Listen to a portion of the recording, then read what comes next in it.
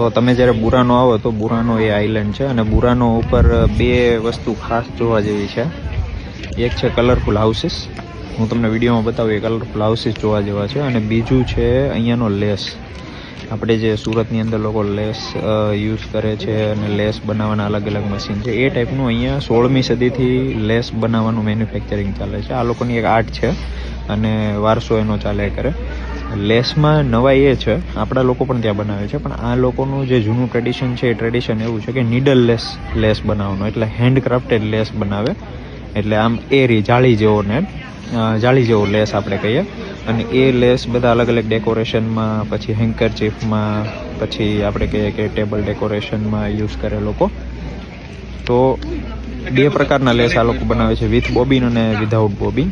અને મશીન મેડ નહીં, હેન્ડમેડ. તો એનું હું તમને એક એક્ઝામ્પલ બતાવું એ કેવો લેસ બનાવે.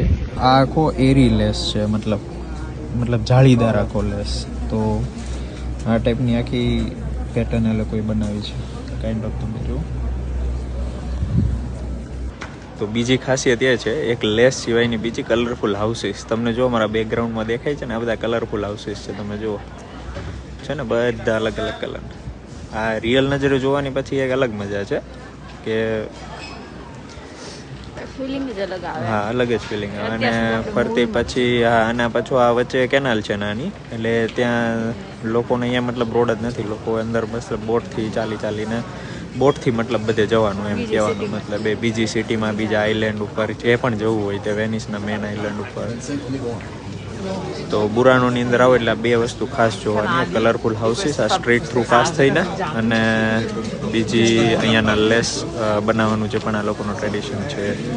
આ જે હું તમને જાળીદાર કહું છું, હેન્ડમેડ વિધાઉટ મશીન, આ ટાઈપની આખી વસ્તુ બને. તમે જુઓ પછી સામે છે